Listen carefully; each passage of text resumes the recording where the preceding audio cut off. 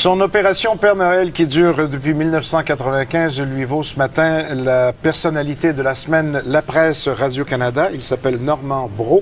Il va nous raconter son histoire que vous pourrez lire sous la plume de Anne Richer dans la presse de demain. Bonjour, Monsieur Brault. Bonjour, Monsieur Lemieux. D'abord, c'est quoi l'opération Père Noël?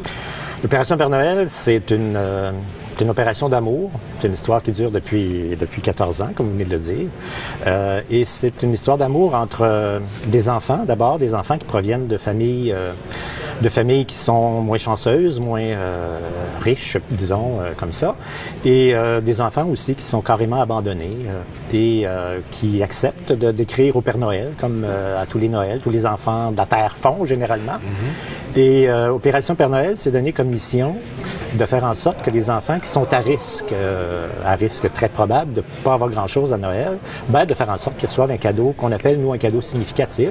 Donc, un cadeau qui ressemble à ce que probablement vous receviez quand vous étiez petit. Le camion de pompier, la camion poupée. de pompier, puis la fantaisie, ce que toi tu veux. Là.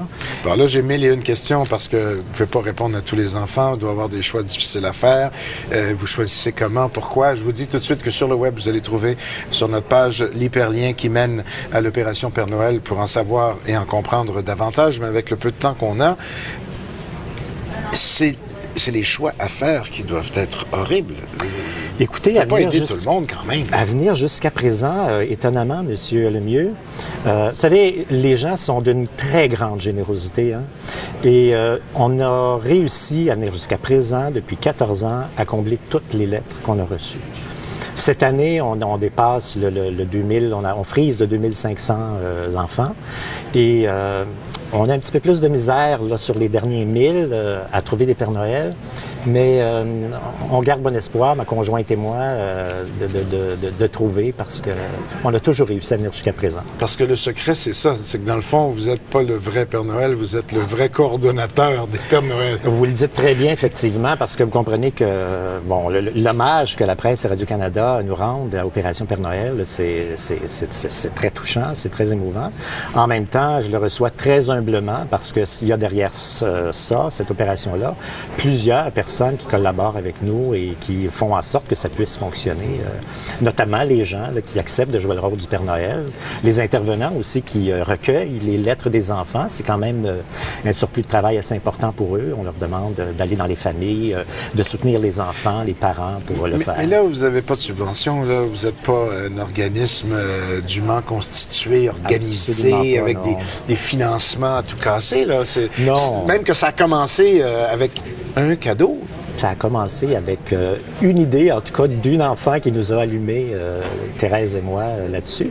Mais non, effectivement, on ne reçoit pas de subventions. Les subventions qu'on reçoit, c'est Monsieur Tout-le-Monde, c'est vous, là, qui prenez une lettre et qui dites, je vais mettre 35, 40, 50 piastres et je vais acheter un des cadeaux que cet enfant-là demande. Alors, c'est le genre de subvention qu'on a. Je dois dire aussi que nous avons été très étroitement soutenus quelques années.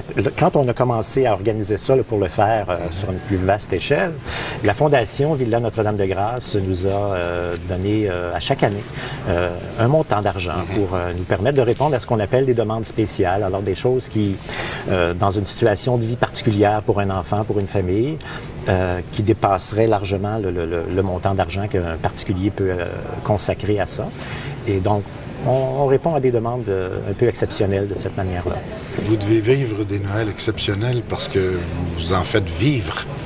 Écoutez, la période avant Noël, la période de l'Avent finalement, parce que pour nous, ça commence à la fin novembre, au début décembre vraiment. Les enfants commencent à être dans l'esprit de Noël à ce moment-là. Alors, du début décembre jusqu'au 24, en fin de journée, on est là-dedans à plein, presque jour et nuit, ma conjointe et moi, et les gens qui travaillaient avec nous.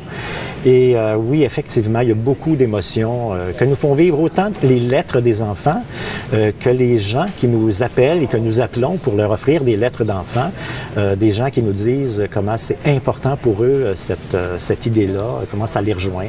Ça leur permet de revivre, de réparer même quelque chose par rapport à leur Noël d'enfance et ainsi de suite. Et c'est la preuve, la démonstration que des idées toutes simples, mais des bonnes idées peuvent aller loin. Ouais. C'est l'opération Père Noël, c'est le vrai Père Noël que Anne Richer vous présente demain dans l'édition de demain de La Presse, parce qu'il s'appelle Normand Brault et qu'il est la personnalité de la semaine La Presse Radio-Canada. Merci. Merci à vous, M. Lemieux. Et voici.